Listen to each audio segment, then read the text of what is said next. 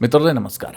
ಮಿತ್ರರೇ, NEET paper leak, CJP protest, ಸಂಸತ್ ಚಲೋ, ವಾಂಗ್ಚುಕ್ ಉಪವಾಸ, ಇದೆಲ್ಲದರ ಬಗ್ಗೆ ಸಾಕಷ್ಟು ವಿಡಿಯೋ ಮಾಡಿ ಪ್ರತಿದಿನವೂ ಕೂಡ ಮಾಹಿತಿಯನ್ನ ಕೊಡುವ ಪ್ರಯತ್ನ ಮಾಡಿದ್ದೆ. ನಿಮಗೂ ಕೂಡ ಅದು ಖುಷಿಯಾಗಿತ್ತು, ನೀವು ಅದಕ್ಕೆ ಸಾಕಷ್ಟು ಬೆಂಬಲ ಕೊಟ್ಟಿದ್ರಿ. ಆದ್ರೆ ಈ ಹಿಂದೆ ನೀವೆಲ್ಲ ಸುದ್ದಿಯನ್ನ ನೋಡಿ ಒಂದಷ್ಟು ಖುಷಿ ಪಟ್ಟಿದ್ರಿ, ಚರ್ಚೆ ಮಾಡಿದ್ರಿ, ಎಲ್ಲ ಆಗಿದೆಯಲ್ಲ, ಅದೆಲ್ಲದಕ್ಕಿಂತ ಹೆಚ್ಚು ಥ್ರಿಲ್ಲಿಂಗ್ ಆದಂತಹ, ಹೆಚ್ಚು ಮಜಾ ಕೊಡುವಂತಹ ಸುದ್ದಿಯನ್ನ ಈ ವಿಡಿಯೋದಲ್ಲಿ ನಿಮಗೆ ತಿಳಿಸ್ತೀನಿ.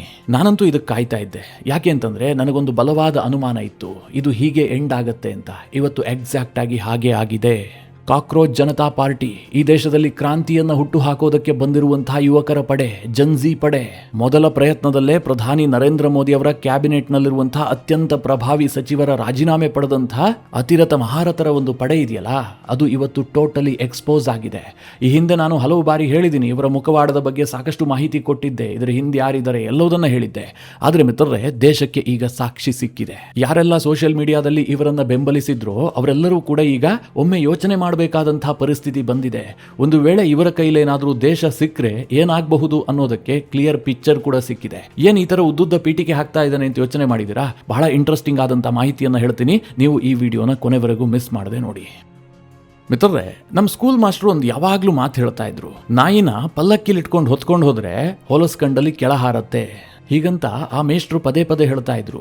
ಯಾವುದಾದ್ರೂ ವಿದ್ಯಾರ್ಥಿ ಮೇಲೆ ಅವರು ವಿಶೇಷವಾಗಿ ನಂಬಿಕೆ ಇಟ್ಟಿರ್ತಿದ್ರಪ್ಪ, ಅದು ಫೇಲ್ಯೂರ್ ಆಗ್ತಿದ್ದ ಹಾಗೆ ಅವರ ಬಾಯಲ್ಲಿ ಈ ಮಾತು ಬರ್ತಾ ಇತ್ತು. ಆಗ ಮಿತ್ರರೇ ನಮಗದಷ್ಟು ಅರ್ಥ ಆಗ್ತಾ ಇರಲಿಲ್ಲ. ಅದರ ಅರ್ಥ ಈಗ ಆಗ್ತಾ ಇದೆ. ಈ ದೇಶದಲ್ಲಿ ಕೆಲವರು ಕಾಕ್ರೋಚ್ ಜನತಾ ಪಾರ್ಟಿಯನ್ನ ಹೊಗಳಿದ್ದೇನು, ಅಭಿಜಿತ್ ದೀಪ್ಕೆಯನ್ನ ಬಹಳ ದೊಡ್ಡ ಕ್ರಾಂತಿಕಾರಿ ಅನ್ನುವ ರೀತಿಯಲ್ಲಿ ಬಿಂಬಿಸಿದ್ದೇನು, ಸೋಷಿಯಲ್ ಮೀಡಿಯಾದಲ್ಲಿ ಆತನಿಗೆ ಬೆಂಬಲ ಕೊಟ್ಟಿದ್ದೇನು. ಇನ್ಸ್ಟಾಗ್ರಾಮ್ ನೋಡ್ತಿರುವಂತಹ ಸಂದರ್ಭದಲ್ಲಿ ನನಗನ್ನಿಸ್ತು, ಮೋದಿ ಕಾಲ ಮುಗ್ದು ಹೋಗ್ಬಿಡ್ತು, ಇನ್ನು ಅಭಿಜಿತ್ ದೀಪ್ಕೆ ಮುಂದಿನ ಪ್ರಧಾನಿ ಆದ್ರೂ ಕೂಡ ಆಶ್ಚರ್ಯ ಇಲ್ಲ. ಯಾಕೆಂದ್ರೆ ಇವರು ಹೇಳ್ತಾ ಇದಾರಲ್ಲ, ನೇಪಾಳ ಮಾಡ್ತೀನಿ, ಬಾಂಗ್ಲಾದೇಶ ಮಾಡ್ತೀನಿ ಅಂತ. ಹಾಗೆ ನೇಪಾಳದಲ್ಲಿ ಬಾಲೇಂದ್ರ ಶಾ ಬಂದ ಹಾಗೋ ಅಥವಾ ಬಾಂಗ್ಲಾದೇಶದಲ್ಲಿ ತಾರಿಕ್ ರೆಹಮಾನ್ ಬಂದ ಹಾಗೋ ಭಾರತದಲ್ಲಿ ಈ ಅಭಿಜಿತ್ ದೀಪ್ಕೆಯ ಉದಯ ಆಗಿಬಿಡುತ್ತೇನೋ ಅಂತ ಕಾಣ್ತಾ ಇತ್ತು. ಸೋಷಿಯಲ್ ಮೀಡಿಯಾದಲ್ಲಿ ಆ ಮಟ್ಟಿಗೆ ಹೈಪ್ ಕೊಡ್ತಾ ಇದ್ರು. ಅದಕ್ಕೆ ಸರಿಯಾಗಿ ಕೇಂದ್ರ ಸರ್ಕಾರ ಕೂಡ ಇವರಿಗೆ ಮಣಿತು. ಇವರ ಹೋರಾಟಕ್ಕೆ ಬೆಲೆ ಕೊಟ್ಟಿದ್ದಲ್ಲದೆ ಧರ್ಮೇಂದ್ರ ಪ್ರಧಾನ್ ರಾಜೀನಾಮೆಯನ್ನ ಪಡೆದುಕೊಳ್ತು. ಈ ಸಿಜೆಪಿಯ ವಕ್ತಾರರನ್ನ ಪಕ್ಕದಲ್ಲಿ ಕೂರಿಸ್ಕೊಂಡ್ಬಿಟ್ಟು ಕೇಂದ್ರದ ಪ್ರಭಾವಿ ಸಚಿವರು ಪ್ರೆಸ್ ಮೀಟ್ ಬೇರೆ ಮಾಡಿಬಿಟ್ರು. ಆದ್ರೆ ಮಿತ್ರರೇ, ಇದಾಗಿ 2 ದಿನಕ್ಕೆ ಇಡೀ ಸಿಜೆಪಿಯ ನಿಜ ಬಣ್ಣ ಬಯಲಾಗಿದೆ. ಇವರು ಧರ್ಮೇಂದ್ರ ಪ್ರಧಾನ್ ರಾಜೀನಾಮೆಯನ್ನ ಯಾಕೆ ಕೇಳಿದ್ರು ಹೇಳಿ? ನೀಟ್ ಪ್ರಶ್ನೆ ಪತ್ರಿಕೆ ಸೋರಿಕೆ ಆಯಿತು, ಕೇಂದ್ರ ಸರ್ಕಾರದ ಕಡೆಯಿಂದ ಅಕೌಂಟಬಿಲಿಟಿ ಕಾಣಿಸ್ತಾ ಇಲ್ಲ, ನಮಗೆ ಅಕೌಂಟಬಿಲಿಟಿ ಬೇಕು, ಧರ್ಮೇಂದ್ರ ಪ್ರಧಾನ್ ಹೊಣೆ ಹೊತ್ತುಕೊಳ್ಬೇಕು, ರಾಜೀನಾಮೆ ಆಗಲೇಬೇಕು, ಇದಿಷ್ಟೇ ಇವರ ಆಗ್ರಹ ಆಗಿತ್ತು. ಅದರಿಂದ ಏನಪ್ಪಾ ಬದಲಾವಣೆ ಆಗುತ್ತೆ ಅಂತಂದ್ರೆ ಯಾರಿಗೂ ಗೊತ್ತಿಲ್ಲ, ಮುಂದೇನಾಗಬೇಕು ಅದು ಕೂಡ ಗೊತ್ತಿಲ್ಲ. ಕೇವಲ ಧರ್ಮೇಂದ್ರ ಪ್ರಧಾನ್ ರಾಜೀನಾಮೆ, ಇದಿಷ್ಟೇ ಇವರ ಹೋರಾಟದ ಉದ್ದೇಶ ಆಗಿತ್ತು. ಅದೇನೋ ಗೊತ್ತಿಲ್ಲ, ನರೇಂದ್ರ ಮೋದಿ ಅವರು ಕಳೆದ 12 ವರ್ಷದಲ್ಲಿ ಎಂತೆಂತಹದೋ ಬಿರುಗಾಳಿ ಬಂದರೂ ಕೂಡ ಬಗ್ಗದಂತವರು ಈ ಬಾರಿ ಈ ಜನ್ಸಿಗಳ ವಿಚಾರದಲ್ಲಿ ಸ್ವಲ್ಪ ಮೆತ್ತಗಾಗ್ಬಿಟ್ರು. ಎಲ್ಲೋ ಇದು ವಿಷಯಾಂತರ ಆಗ್ತಾ ಇದೆ, ಮುಂದಿನ ದಿನಗಳಲ್ಲಿ ನಮಗೆ ತೊಂದರೆ ಆಗುತ್ತೆ ಅಂತ ಅವರಿಗೆ ಅರ್ಥ ಆಯಿತು. ಇದು ಬೇರೆ ಬೇರೆ ದಿಕ್ಕುಗಳನ್ನು ಪಡೆದುಕೊಳ್ಳಬಹುದು ಅಂತ ಸರ್ಕಾರಕ್ಕೂ ಕೂಡ ಮಾಹಿತಿ ಬಂತು. ಇಲ್ಲಿ ಅಭಿಜಿತ್ ದೀಪ್ಕೆಗೆ ಹೆದರ್ಕೊಂಡಾಗ್ಲಿ, ಕಾಕ್ರೋಚ್ ಜನತಾ ಪಾರ್ಟಿಗೆ ಹೆದರ್ಕೊಂಡಾಗ್ಲಿ, ಇದು ಯಾವುದಕ್ಕೂ ನರೇಂದ್ರ ಮೋದಿ ಅವರು ಧರ್ಮೇಂದ್ರ ಪ್ರಧಾನ್ ರಾಜೀನಾಮೆಯನ್ನ ಪಡೆದುಕೊಂಡಿಲ್ಲ. ಇಲ್ಲಿ ಸರ್ಕಾರ ಏನಾದ್ರೂ ಭಯಪಟ್ಟಿದ್ರೆ ವಿದ್ಯಾರ್ಥಿಗಳು ಅನ್ನುವ ಪದ ಇತ್ತಲ್ಲ, ಅದಕ್ಕೋಸ್ಕರವಾಗಿ ಇವರ ಹೋರಾಟ ರೂಪುಗೊಂಡಿದ್ದೇ ವಿದ್ಯಾರ್ಥಿಗಳ ಹೆಸರಿನಲ್ಲಿ. ಹೀಗಾಗಿ ಕೇಂದ್ರ ಸರ್ಕಾರ ಅಂತಿಮವಾಗಿ ಧರ್ಮೇಂದ್ರ ಪ್ರಧಾನ್ ರಾಜೀನಾಮೆಯನ್ನ ಪಡೆದುಕೊಳ್ತು. ಅದರ ಯಶಸ್ಸು ಯಾರಿಗೆ ಸಿಕ್ಕಿದ್ದು? ಇದೇ ಸಿಜೆಪಿ ಪಕ್ಷಕ್ಕೆ. ಇವರು ಸಂಭ್ರಮಿಸಿದ್ರು, ದೆಹಲಿಯ ಜಂತರ್ ಮಂತರ್ನಲ್ಲಿ ಸಂಭ್ರಮಾಚರಣೆ ಮಾಡಿದ್ರು, ಕುಣಿದು ಕುಪ್ಪಳಿಸಿದ್ರು. ಎಲ್ಲಾ ರೀತಿಯ ಕ್ರೆಡಿಟ್ ಅನ್ನ ಇವರಿಗೆ ಕೊಡುವಂತಹ ಪ್ರಯತ್ನವನ್ನ ಒಂದು ಇಕೋಸಿಸ್ಟಮ್ ಕೂಡ ಮಾಡ್ತು. ಅದಾಗ್ತಿದ್ದ ಹಾಗೆ ಇವರು ಧರ್ಮೇಂದ್ರ ಪ್ರಧಾನ್ ಅವರ ಅಕೌಂಟಬಿಲಿಟಿಯನ್ನ ಕೇಳ್ತಾ ಇದ್ರಲ್ಲ, ಈಗ ಇಡೀ ದೇಶ ಸಿಜೆಪಿಯ ಬಳಿಯಲ್ಲಿ ಅಕೌಂಟಬಿಲಿಟಿ ಕೇಳಬೇಕಾಗಿದೆ. ಈ ಅಭಿಜಿತ್ ದೀಪ್ಕೆ, ಅಶುತೋಷ್ ರಾಂಕಾ, ಸೌರಭ್ ದಾಸ್ ಇವರು ನಂಬ್ಕೊಂಡು ಜಂತರ್ ಮಂತರ್ಗೆ ಬಂದ್ರು, ಕಲ್ಲು ಹೊಡೆದ್ರು, ಪೊಲೀಸರ ಕೈಲಿ ಏಟು ತಿಂದಿದ್ದಾರೆ, ಕೆಲವರಿಗೆ ಗಾಯ ಆಗಿದೆ, ಕೆಲವರ ಮೇಲೆ ಕೇಸ್ ಆಗಿದೆ. ಇದೆಲ್ಲವುದನ್ನ ಒಂದಷ್ಟು ಜನ ಅನುಭವಿಸ್ತಾ ಇದಾರಲ್ಲ, ಅವರೆಲ್ಲರೂ ಸಹ ಈ 3 ಮಂದಿ ಬಳಿಯಲ್ಲಿ ಅಕೌಂಟಬಿಲಿಟಿಯನ್ನ ಪ್ರಶ್ನೆ ಮಾಡುವಂತಹ ಸ್ಥಿತಿ ಬಂದಿದೆ. ಮಿತ್ರರೇ, ಏನೇನೋ ಹೇಳ್ತಾ ಇದ್ದಾನೆ ಅಂತ ನಿಮಗೆ ಅನ್ನಿಸಬಹುದು. ನಾನು ಹೀಗೆಲ್ಲ ಹೇಳೋದಕ್ಕೊಂದು ಕಾರಣ ಇದೆ. ದೆಹಲಿಯ ಜಂತರ್ ಮಂತರ್ನಲ್ಲಿ ಪ್ರತಿಭಟನೆ ಮುಗಿಸಿದ್ರಲ್ಲ, ಶನಿವಾರದ ರಾತ್ರಿ ವೇಳೆಗೆ ಎಲ್ಲವೂ ಕೂಡ ಪ್ಯಾಕಪ್ ಆಯ್ತು, ಇವರೆಲ್ಲ ಹೊರಟು ಬಿಟ್ರು. ಇಡೀ ದೇಶದ ಬಯಕೆ ಏನಿತ್ತು ಕೇಳಿದ್ರೆ, ಇವರು ಜಂತರ್ ಮಂತರ್ನಲ್ಲಿ ಪ್ಯಾಕಪ್ ಮಾಡಿದ ಬಳಿಕ ನೇರವಾಗಿ ಪಂಜಾಬ್ಗೆ ಹೋಗಬೇಕು, ಅಲ್ಲಿನ ಶಿಕ್ಷಣ ಸಚಿವರ ರಾಜೀನಾಮೆಗಾಗಿ ಇವರು ಪಟ್ಟು ಹಿಡಿದು ಕೂರಬೇಕು, ಒಂದಷ್ಟು ಜನ ಕರ್ನಾಟಕಕ್ಕೂ ಕೂಡ ಬರಬೇಕು, ಇಲ್ಲೂ ಕೂಡ ಅಕ್ರಮವಾಗಿದೆ, ಹೀಗಂತ ಇಡೀ ದೇಶ ನಿರೀಕ್ಷೆ ಮಾಡ್ತಾ ಇತ್ತು. ಆದ್ರೆ ಇವರೆಲ್ಲ ಪ್ಯಾಕ್ ಮಾಡ್ಕೊಂಡು ಹೋಗಿದ್ದೆಲ್ಲಿಗೆ ಕೇಳಿದ್ರೆ, ಒಂದು ಪಂಚತಾರಾ ಹೋಟೆಲ್ ಹೋಟೆಲ್ಗೆ. ಇವತ್ತು ಈ ಪ್ರಭೂತಿಗಳ ಒಂದೊಂದು ವಿಡಿಯೋಗಳು ಸೋಷಿಯಲ್ ಮೀಡಿಯಾದಲ್ಲಿ ವಿಪರೀತವಾಗಿ ವೈರಲ್ ಆಗ್ತಾ ಇದೆ. ನಿನ್ನೆವರೆಗೂ ಕೂಡ ಇವರನ್ನೆಲ್ಲ ಮುಂದಿನ ರಾಷ್ಟ್ರ ನಾಯಕರು, ಜನ್ಜಿಗಳು, ದೇಶದ ಭವಿಷ್ಯ ಈ ರೀತಿಯಾಗೆಲ್ಲ ಹೇಳ್ತಾ ಇದ್ರಲ್ಲ, ಅವರೆಲ್ಲ ಬಾಯಿ ಮೇಲೆ ಬೆರಳಿಡುವಂತಾಗಿದೆ. ಇವ್ರ ಕೈಗೆ ದೇಶ ಸಿಕ್ಕರೆ ಏನು ಕತೆ ಆಗತ್ತೆ ಯೋಚಿಸಬೇಕಾದಂತಹ ಸ್ಥಿತಿಗೆ ಬಂದಿದೆ. ನನಗನ್ಸುತ್ತೆ ಅದ್ರ ಬಗ್ಗೆ ಹೆಚ್ಚಿಗೆ ಯೋಚನೆ ಮಾಡಬೇಕಾಗಿಲ್ಲ. ಈಗ ಕಾನೂನುಗಳು ಸಂಸತ್ ಭವನದಲ್ಲಿ ಆಗ್ತಾ ಇದೆಯಲ್ಲ, ಇಂತಹ ನಾಯಕರು ಬಂದ ಮೇಲೆ ಇವರನ್ನ ಜನ ಆರಿಸಿ ಕಳುಹಿಸಿದ್ದೆ ಆದ್ರೆ ಅದೆಲ್ಲ ಬಾರು ಪಬ್ನಲ್ಲಾಗತ್ತಷ್ಟೇ. ಲೋಕಸಭಾ ಅಧಿವೇಶನವನ್ನ ಯಾವುದೋ ಬಾರ್ ಅಥವಾ ಪಬ್ನಲ್ಲಿ ಆಯೋಜನೆ ಮಾಡಿಕೊಂಡ್ರೆ ಸಾಕು. ಪ್ರಧಾನಿಗಳು ದೇಶಕ್ಕೆ ಉತ್ತರ ಕೊಡೋದು ಅಂತಂದ್ರೆ ಡ್ಯಾನ್ಸ್ ಮಾಡ್ತಾ ಉತ್ತರ ಕೊಡೋದು ಎಷ್ಟು ಚೆನ್ನಾಗಿರುತ್ತಲ್ವಾ. ಯಾಕಂದ್ರೆ ಇದು ಜನ್ಜಿಗಳ ಯುಗ ಅಲ್ವಾ. ಕೆಲವರು ವಿಪರೀತವಾಗಿ ಜನ್ಜಿ ಅಂತ ಜಪ ಮಾಡ್ತಾ ಇದ್ರಲ್ಲ, ಅವರಿಗೆ ಈಗಾಗಲೇ ಉತ್ತರ ಸಿಕ್ಕಿದೆ. ಇವರೆಲ್ಲ ಧರ್ಮೇಂದ್ರ ಪ್ರಧಾನ್ ರಾಜೀನಾಮೆ ಆದ ಬಳಿಕ ಅಕೌಂಟಬಿಲಿಟಿ ಪ್ರದರ್ಶನ ಮಾಡಿದ್ದು ಹೇಗೆ ಕೇಳಿದ್ರೆ, ಪಂಚತಾರಾ ಹೋಟೆಲ್ನಲ್ಲಿ ಭರ್ಜರಿ ಪಾರ್ಟಿ. ಅದರಲ್ಲಿ ಈ ಸೌರಭ್ ದಾಸ್ ಡ್ಯಾನ್ಸ್ ಮಾಡ್ತಾ ಪ್ರಧಾನಿ ನರೇಂದ್ರ ಮೋದಿಯನ್ನ ಲೇವಡಿ ಮಾಡ್ತಾನೆ. ಇನ್ನೊಂದು ವಿಡಿಯೋದಲ್ಲಿ ಅಶುತೋಷ್ ರಾಂಕಾ ಕಾಣಿಸ್ಕೊಳ್ತಾನೆ. ಮತ್ತೊಂದು ವಿಡಿಯೋದಲ್ಲಿ ಈ ಅಭಿಜಿತ್ ದೀಪ್ಗೆ ಕೂಡ ಇದ್ದಾನೆ. ಎಲ್ಲರೂ ಕೂಡ ಭರ್ಜರಿಯಾಗಿ ಡ್ಯಾನ್ಸ್ ಮಾಡ್ತಾ ಇದ್ದಾರೆ. ಇವರೆಲ್ಲರೂ ಕೂಡ ಸುದೀರ್ಘವಾಗಿ ಜಂತರ್ ಮಂತರ್ನಲ್ಲಿ ಕೂತ್ಕೊಂಡಿದ್ರು, ಉಪವಾಸ ಇದ್ರು, ಹುಷಾರಿಲ್ಲ. ಈ ಅಭಿಜಿತ್ ದೀಪ್ಗೆಗಂತೂ ಟೈಫಾಯ್ಡ್ ಆಗಿದೆಯಂತೆ, ಸಿಕ್ಕಾಪಟ್ಟೆ ಕಷ್ಟ. ಆದರೆ ಈಗ 5 ಸ್ಟಾರ್ ಹೋಟೆಲ್ನಲ್ಲಿ ಮಜಾ ಮಾಡೋದಕ್ಕೆ, ಪಾರ್ಟಿ ಮಾಡೋದಕ್ಕೆ ಯಾವುದಕ್ಕೂ ಕಷ್ಟ ಇಲ್ಲ. ಇವರು ಎಜುಕೇಷನ್ ಸಿಸ್ಟಮ್ ಅನ್ನು ಸುಧಾರಣೆ ಮಾಡುವವರ. ಇವರು ಹೇಳಿದ್ದಕ್ಕೋಸ್ಕರವಾಗಿ ಧರ್ಮೇಂದ್ರ ಪ್ರಧಾನ್ ರಾಜೀನಾಮೆ ಕೊಟ್ರ. ನನಗೆ ಧರ್ಮೇಂದ್ರ ಪ್ರಧಾನ್ ಬಗ್ಗೆ ಒಂಥರ ಅನ್ನಿಸ್ತಾ ಇದೆ. ಇರ್ಲಿ ಬಿಡಿ, ಅದು CJPಯ ಅಕೌಂಟಬಿಲಿಟಿ. ಅದೇನೇ ಇರಲಿ, ನಾನು ಇದಿಷ್ಟೇ ಆಗಿದ್ರೆ ಈ ವಿಡಿಯೋ ಮಾಡ್ತಾ ಇರಲಿಲ್ಲ. ಇದಕ್ಕಿಂತ ಇಂಟ್ರೆಸ್ಟಿಂಗ್ ಆದಂತಹ ಇನ್ನೊಂದು ವಿಚಾರ ಇದೆ.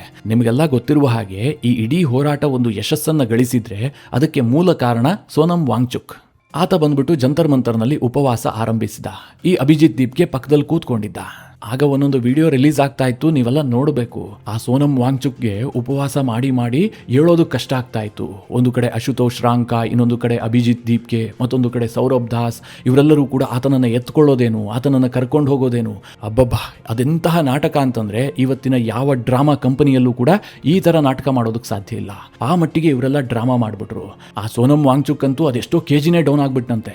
ಇದನ್ನ ಸೋಷಿಯಲ್ ಮೀಡಿಯಾದಲ್ಲಿ ಯಶಸ್ವಿಯಾಗಿ ಎಲ್ಲಾ ಕಡೆಗೆ ಇವರು ರೀಚ್ ಮಾಡಿಸಿದ್ರು. ಹೀಗಾಗಿ ಈ ಇಡೀ ಹೋರಾಟಕ್ಕೆ ಒಂದು ಟ್ರಾಕ್ಷನ್ ಸಿಕ್ತು.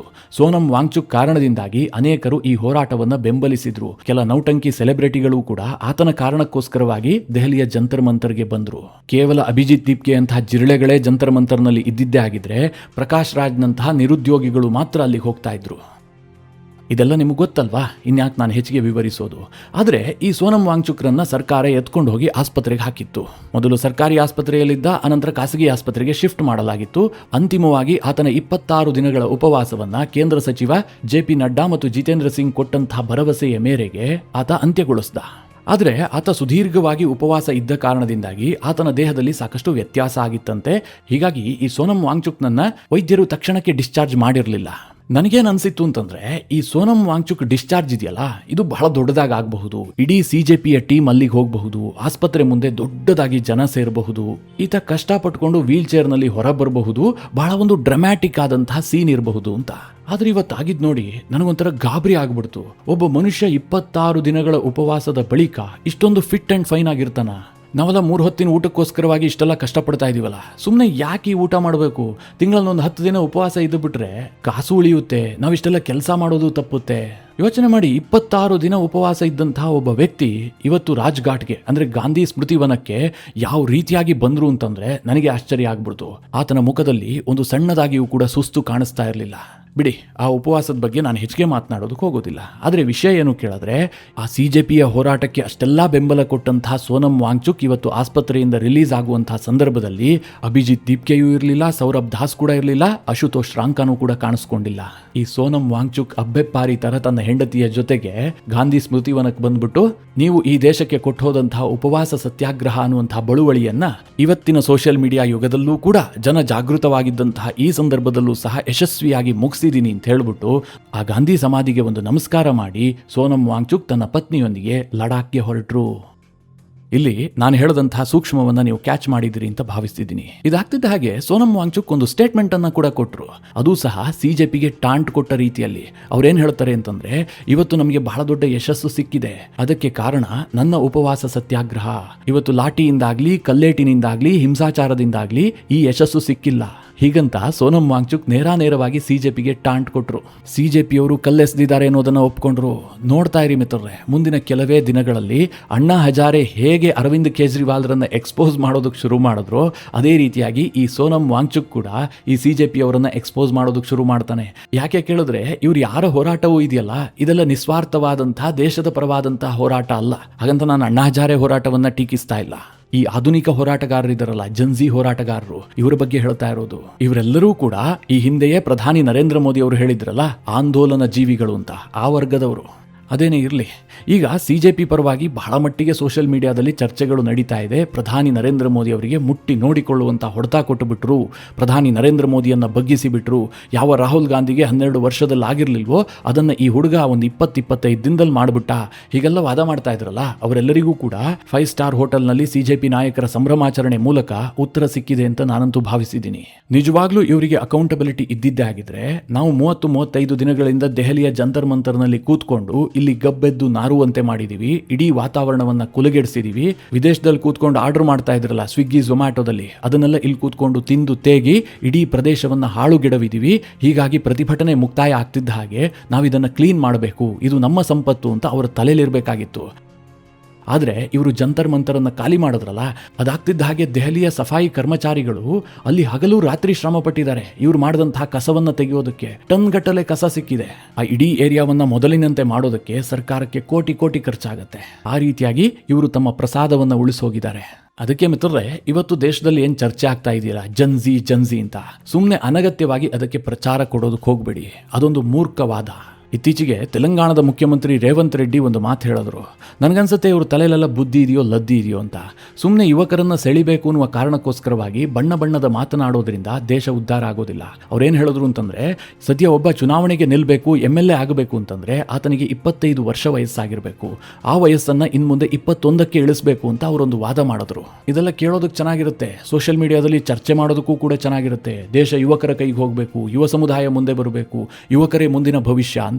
ಅಂಬೇಡ್ಕರ್ ಸಂವಿಧಾನ ಬರೆಯುವಂತಹ ಸಂದರ್ಭದಲ್ಲಿ ಸುಮ್ಮನೆ ಅವರಿಗೆ ಚೆನ್ನಾಗಿ ಕಾಣುತ್ತೆ ಅಂತ 18 ವರ್ಷಕ್ಕೆ ವೋಟಿಂಗ್ ಅಧಿಕಾರ, 25 ವರ್ಷಕ್ಕೆ ಚುನಾವಣೆಗೆ ನಿಲ್ಲುವ ಅಧಿಕಾರ ಅಂತ ಬರೆದಿಟ್ಟಿಲ್ಲ. ಆ ನಂಬರ್ ಚೆನ್ನಾಗಿದೆ ಅಂತ ಅದನ್ನ ಮೆನ್ಷನ್ ಮಾಡಿದ್ದಲ್ಲ. ಈ ಟೀನೇಜ್ನಲ್ಲಿ ಬುದ್ಧಿ ಯಾವ ರೀತಿಯಾಗಿರುತ್ತೆ, ಬುದ್ಧಿ ಬಲಿಬೇಕಾದ್ರೆ ಎಷ್ಟು ವರ್ಷ ಬೇಕು, ಇದೆಲ್ಲದನ್ನ ಅವರು ಗಮನದಲ್ಲಿಟ್ಟುಕೊಂಡೇ ಆ ಏಜ್ ಅನ್ನ ನಿಗದಿ ಮಾಡಿದ್ದು. ಯುವಕರು ಅಂದ ತಕ್ಷಣ ಅವರೇನೋ ಬದಲಾವಣೆ ಮಾಡ್ಬಿಡ್ತಾರೆ, ಅವರಿಂದ ಹೊಸತಾಗತ್ತೆ, ಈ ರೀತಿಯ ಕನಸು ಕಾಣೋದಿರಬಹುದು, ಈ ರೀತಿಯ ನರೇಟಿವ್ ಬಿಲ್ಡ್ ಮಾಡೋದಿರಬಹುದು, ಇದ್ಯಾವುದೂ ಕೂಡ ದೇಶಕ್ಕೆ ಉತ್ತಮವಾಗಿದ್ದಲ್ವೇ ಅಲ್ಲ. ಯುವಕರು ರಾಜಕೀಯಕ್ಕೆ ಬರಬೇಕು ನಿಜ, ಆದರೆ ಯಾವ ವಯಸ್ಸಿಗೆ ಬರಬೇಕು ಅದೇ ವಯಸ್ಸಿಗೆ ಬರಬೇಕು. ಈಗೊಂದು ಚೇಪೆಕಾಯಿ ಮರ ಇರುತ್ತಪ್ಪ, ಅದರಲ್ಲಿ ಹೂ ಇರುತ್ತೆ, ಇನ್ನೊಂದು ಕಡೆ ಕಾಯಿ ಇರುತ್ತೆ, ಮತ್ತೊಂದು ಸ್ವಲ್ಪ ಬಲುತಂತಹ ಕಾಯಿ ಇರುತ್ತೆ, ಅನಂತರ ಹಣ್ಣಿರುತ್ತೆ. ನೀವು ಯಾವುದನ್ನು ಕಿತ್ತು ತಿಂತೀರಿ?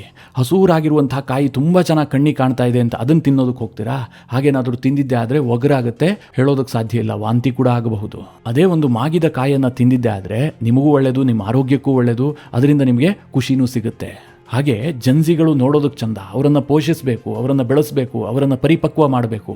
ಆದರೆ ಅವರು ಯಾವಾಗ ಅಧಿಕಾರಕ್ಕೆ ಬರಬೇಕು, ಯಾವಾಗ ಶಾಸನ ಸಭೆಗೆ ಬರಬೇಕು ಆವಾಗಲೇ ಬರಬೇಕು. ಅವ್ರು ಹೇಳಿದ ಹಾಗೆ ಕುಣಿತೀವಿ, ಅವ್ರು ಮಾಡಿದ್ದನ್ನೆಲ್ಲ ಒಪ್ಕೊಳ್ತೀವಿ ಅಂತಂದರೆ ಮೂರ್ಖರಾಗ್ಬಿಡ್ತೀವಿ. ಬಾಂಗ್ಲಾದೇಶದಲ್ಲೂ ಇದೇ ಪ್ರಯತ್ನ ಮಾಡಲಾಯಿತು, ಏನಾಯಿತು? ನೇಪಾಳದಲ್ಲೂ ಕೂಡ ಬಾಲೇಂದ್ರ ಶಾನನ್ನು ಅಧಿಕಾರಕ್ಕೆ ತಂದರು. ಇವತ್ತು ನೇಪಾಳ ಉದ್ಧಾರ ಆಗ್ಬಿಡ್ತಾ? ನೇಪಾಳದಲ್ಲಿ ಏನು ಬದಲಾವಣೆ ಆಗ್ತಾ ಇದೆ? ಯಾವ ಜನ್ಜಿಗಳು ಈ ಹಿಂದೆ ಬೆಂಕಿ ಇಟ್ಟಿದ್ರೋ ಅವರೇ ಮತ್ತೆ ಪ್ರತಿಭಟನೆಗಿಳಿತಾ ಇದ್ದಾರೆ. ಬಾಲೇಂದ್ರ ಶಾ ವಿರುದ್ಧವೂ ಕೂಡ ಪ್ರತಿಭಟನೆಗಳು ಜಾಸ್ತಿ ಆಗ್ತಾ ಇದಾವೆ. ಹೀಗಾಗಿ ಈ ಜನ್ಜಿ ಅನ್ನುವಂತಹ ಸಮೂಹ ಸನ್ನಿಗೆ ಎಲ್ಲರೂ ಒಳಗಾಗಬೇಡಿ. ಕುಂಬಾರನಿಗೆ ವರುಷ, ದೊಣ್ಣೆಗೆ ನಿಮಿಷ ಅನ್ನುವ ಹಾಗಾಗ್ಬಿಡುತ್ತೆ. ಮಿತ್ರರೇ, ಈ ಇಡೀ ವಿಚಾರದ ಕುರಿತಾಗಿ ನಿಮ್ಮ ಅನಿಸಿಕೆ ಅಭಿಪ್ರಾಯಗಳೇನು? ಕಮೆಂಟ್ ಮಾಡುವ ಮೂಲಕ ನಮಗೆ ತಿಳಿಸಿ. ಹಾಗೆ ನಿಮಗೆ ಈ ವಿಡಿಯೋ ಇಷ್ಟವಾದರೆ ಲೈಕ್ ಮಾಡಿ. ಜೊತೆಗೆ ನೀವಿನ್ನೂ ನಿಮ್ಮ ನೆಚ್ಚಿನ ಸಂಸ್ಕಾರ ಸೌರಭ ಯೂಟ್ಯೂಬ್ ಚಾನಲ್ನ ಸಬ್ಸ್ಕ್ರೈಬ್ ಮಾಡಿಲ್ಲ ಅಂತಾದರೆ ಈ ಕೂಡಲೇ ಸಬ್ಸ್ಕ್ರೈಬ್ ಮಾಡಿ. ಮುಂದಿನ ಎಲ್ಲ ಅಪ್ಡೇಟ್ಗಳ ನೋಟಿಫಿಕೇಷನ್ಗಾಗಿ ಬೆಲ್ ಐಕಾನ್ ಒತ್ತಿ.